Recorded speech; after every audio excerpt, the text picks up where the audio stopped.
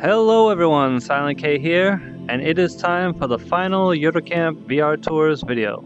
Today we'll be looking at all the real world locations from episodes 11 and 12 of Yuru Camp. They both take place in the same place, so it's going to be a combined video again. Before we get to asagiri campgrounds, there is a shot of Nadeshko and her sister making her way to the campgrounds later, so we might as well start there. Pretty easy to spot because it's right next to this gigantic red building. No clue what that building is, but it was pretty easy to find due to the very distinctive road markings. And I think we see them from somewhere around here looking this way. There is a pedestrian bridge, which, there it is. Should have looked for that first. Alright, so you can see the pedestrian bridge and the very distinctive road markings. And from there, it's on to asagiri campgrounds, which in real life is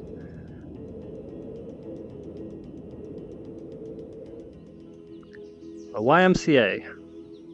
Yokohama YMCA Mount Fuji Lodge, to be exact. Unfortunately, no street view and only one 360 photo, which we'll get to in a second. Spoilers, it's the worst 360 photo in the history of 360 photos. But yeah, you come in from the main road here, go up a little winding trail. We see a couple shots of this. They show Rin on her scooter right around here, and later on they showed in on her motorcycle right around here. And there's quite a few shots of people driving up to the lodge. So you can see the main building would be here. And this little circle thing would be the bell that's in a couple shots, which would put the entrance sign somewhere around here. You can't see it in the satellite photos, obviously. And these blue roof buildings you can see in one shot. There's also an angle of I think it's this building. Yeah, it's like you can see the angle of the road and the side of this building. I think Dane's in that shot too. But other than that, not much to see. It's just a very open field campground with a very nice view of Mount Fuji. Go down to ground level. I think that campsite was like somewhere around here. Not that you can really get a lot of reference, but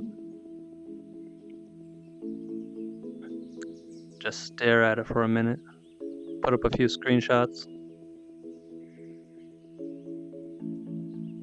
Alright, and that 360 photo, it's around here somewhere. Alright, found it. Here we go.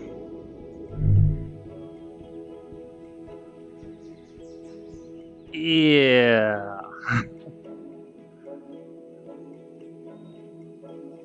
I don't think they so much as took this with a 360 camera as maybe duct taped a few regular cameras together. This dude over here has no head, no legs. This guy is like 3 different people combined. Mount Fuji split right down the middle.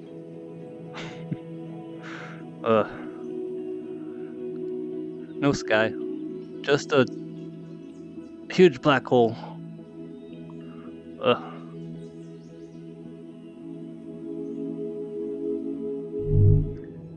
Alright, and we might as well do Pink Fuji again, because it did show up in this episode.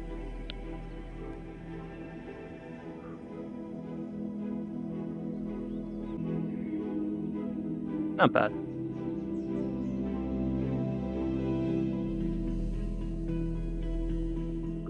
Alright, and then they visit Ranch in the Forest, which is down this road. Let's see, first we have the signs.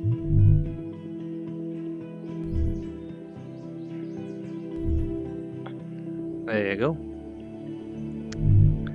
And then from here they go to this little ice cream shop, which I think was called Natura Vita or something like that. See see the very steep peak roof. Very distinctive.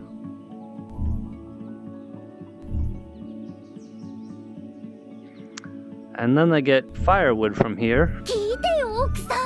I'm not sure how well this is going to show up in the headset. It was practically impossible to see on Google Maps. But this little brown, it's like a little stand. On the left side of it, you can just barely see the rack that the wood is on.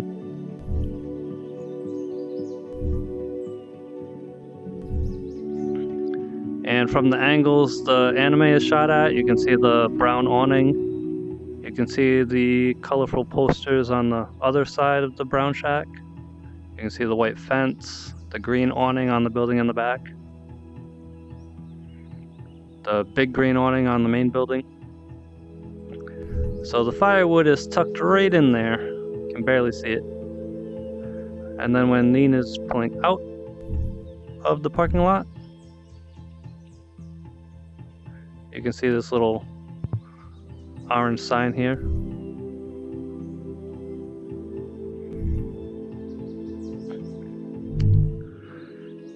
And then there is one more shot that is not real, and that is Aoi and Chiaki carrying the last bundle to the campsite down the road. In the shot, it's a white lined road, but this is all yellow lined. And it does look quite a bit different, even though it is like a very plain stretch of road.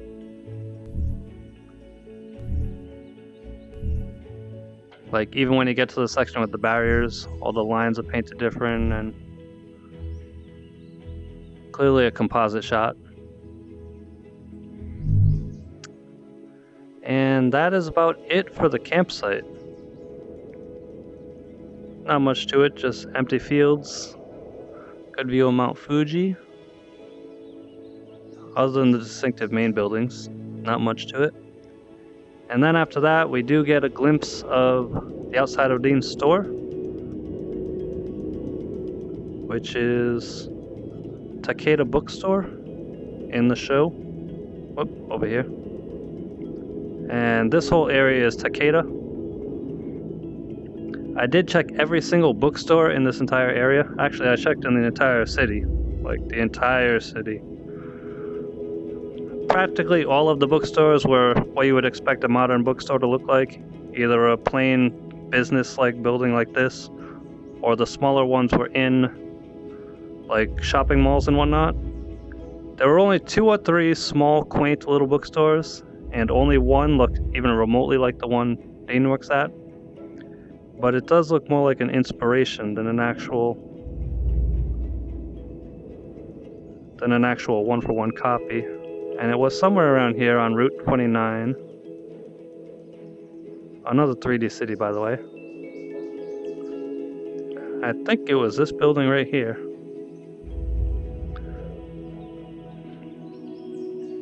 I will warn you, it does look quite different.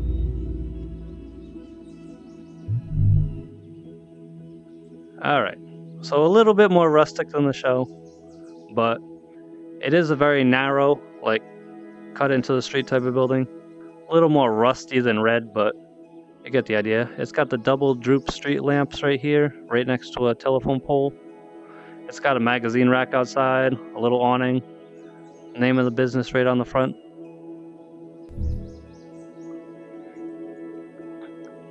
Quite a bit different, but this is the only bookstore in the entire city that looks even remotely like the screenshot.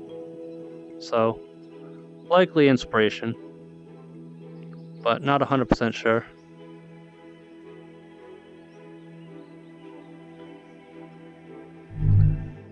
And then from here, we're back to Nadeshko's school, where the girls are taking a walk home. And this is a lot easier if I can actually see the names of the cities. Kaitokiwa,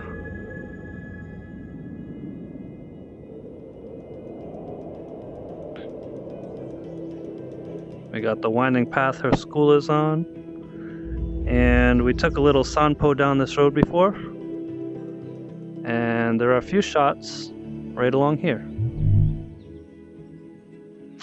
Alright, it's a little further down,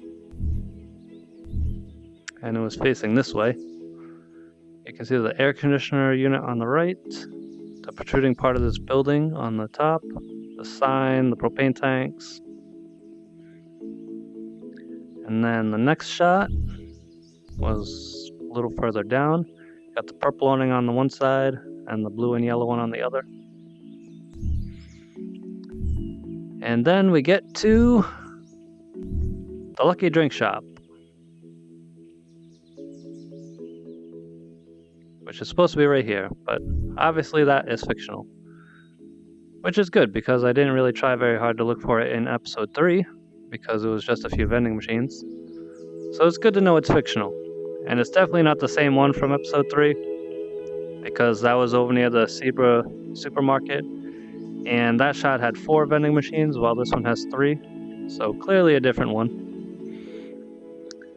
Interesting to note that Aoi and Chiaki had their Lucky Drink Shop drink after they got their jobs. Nadeshiko got hers after she got her job. So it all works out. And then the series decides to go full circle. Where am I? Alright. And it has Nadeshiko going back to Lake Motosu. This time fully prepared to go camping. And she takes the same route Dean does. In the episode 1 video I suggested she went like further down, but Google Maps says it's much faster to go this way, so she does go this way. And the first couple shots are kind of vague, but they are in pretty fast sequence, so I assume the first one is like right here, this little S-bend. Pretty much all the roads along here have retaining walls on the mountainside and barriers on the drop-off side, so it doesn't have to be this one, but it is very likely. And then there's a shot of her next to a barrier with this type of retaining wall near it. Like I said though, these types of retaining walls and barriers are all over this road, so maybe not this exact one. This shot, however, is pretty distinctive. You got this guardrail here. Very distinctive pattern.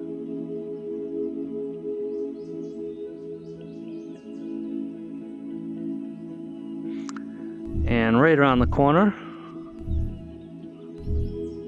a very memorable tunnel.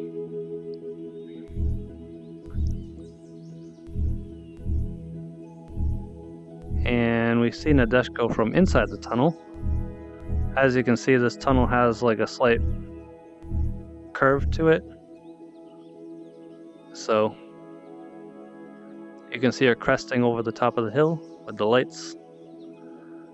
And then she comes out this side, and you can see the signs. And then a little further up, a memorable blue sign of the junction of 300 and 709. And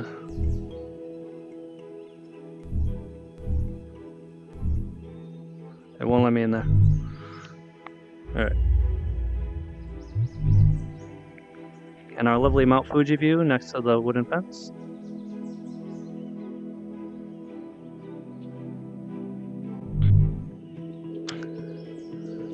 And back to our very familiar reception building.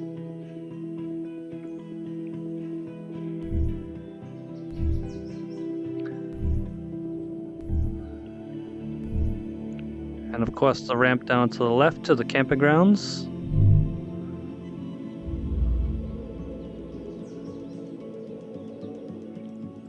And right around here was Sabine and Nadeshiko over here somewhere. And here we are, back where it all began.